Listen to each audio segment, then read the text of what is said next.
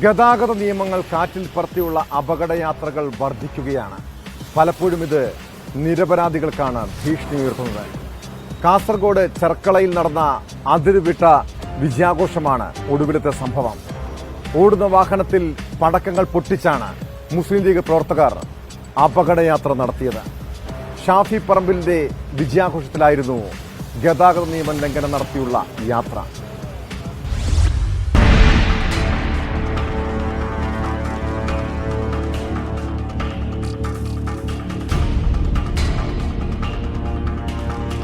കാസർഗോഡ് ചെർക്കള ദേശീയപാതയിലാണ് ഓടുന്ന വാഹനത്തിൽ പടക്കങ്ങൾ പൊട്ടിച്ചുള്ള യാത്ര.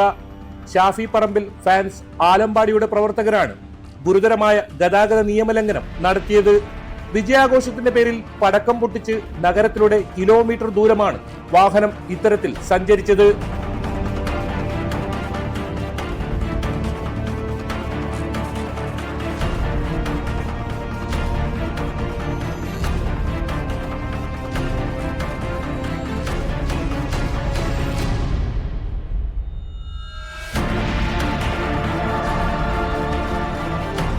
കണ്ണൂർ കാസർഗോഡ് ദേശീയപാതയിൽ കലക്ടറേറ്റിനും ഗതാഗത വകുപ്പ് ഓഫീസിനും തൊട്ടടുത്തായാണ് അപകടകരമായ യാത്ര.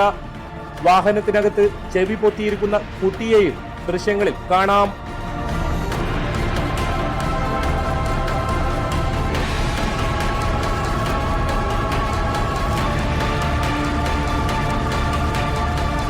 സമാനമായ രീതിയിൽ തമിഴ്നാട്ടിൽ ബൈക്കിൽ പടക്കം പൊട്ടിച്ച് അഭ്യാസ പ്രകടനം നടത്തിയ സംഭവം ഏറെ വിവാദത്തിനാണ് ഇടയാക്കിയിരുന്നത്.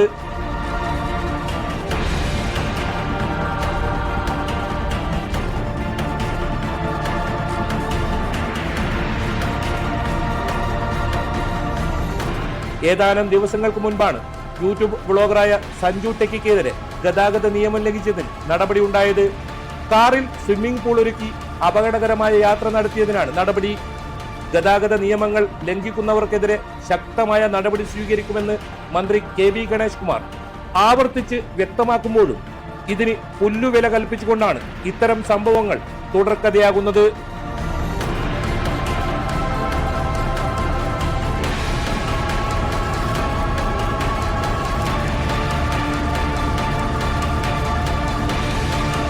ന്യൂസ് 18 കാസർഗോഡ്.